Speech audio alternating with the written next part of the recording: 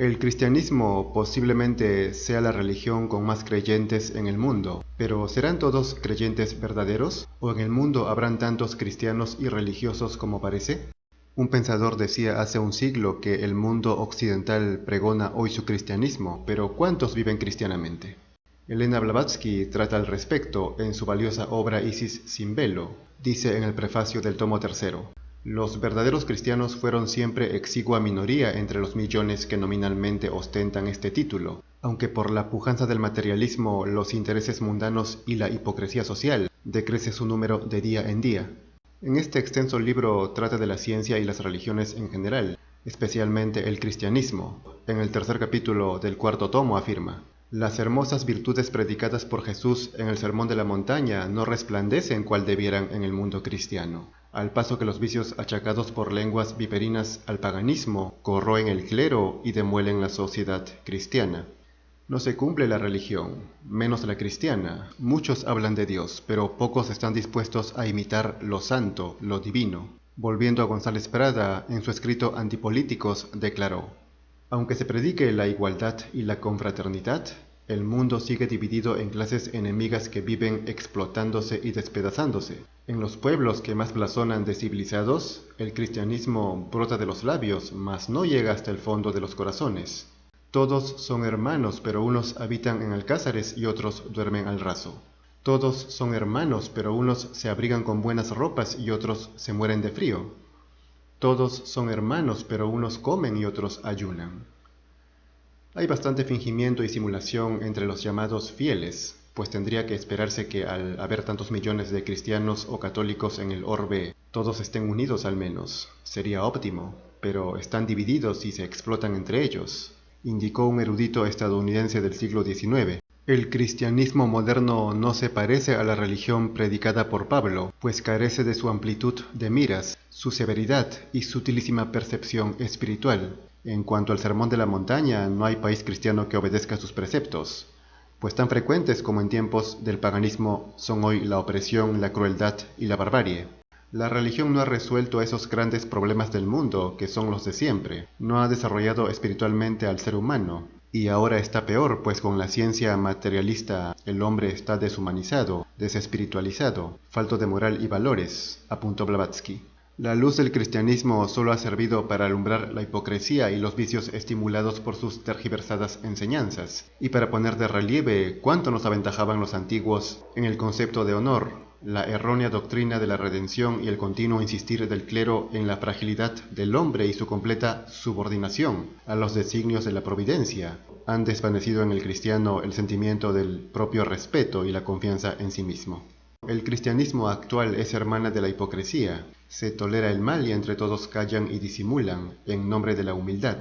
Piensan que ser humilde significa no criticar, pero lo que buscan es no ser criticados. Olvidaron lo que acusó Agustín. La culpa está en que los que viven bien y aborrecen los vicios de los malos, disimulan los pecados de aquellos a quienes debieran reprender, tratando de no ofenderlos para que no les acusen. Es decir, quieren evitar problemas y no tienen la fortaleza para afrontarlos, enfrentarlos, aunque eso signifique el fin.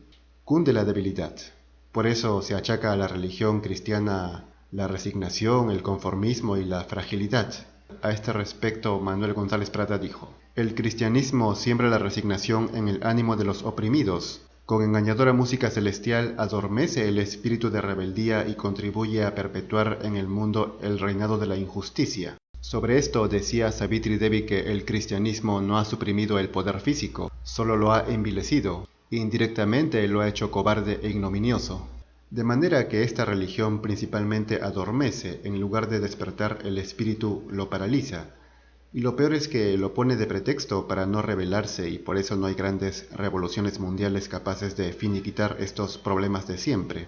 Indicó un padre de la Iglesia que si un sabio se viese precisado a elegir entre las religiones que se profesan en el mundo, seguramente dejaría en último lugar al cristianismo. Por otro lado, contó un autor del siglo XIX que, después de 40 años de convivencia entre los defensores y los adversarios del cristianismo, declaró con toda sinceridad que los segundos aventajan en virtud y pureza moral a los primeros. Conozco personalmente a muchos y muy piadosos cristianos, cuya conducta admiro y me tendría por dichoso en imitar. pero que justamente merecen esta loa por haber antepuesto a la doctrina de la fe la de las buenas obras.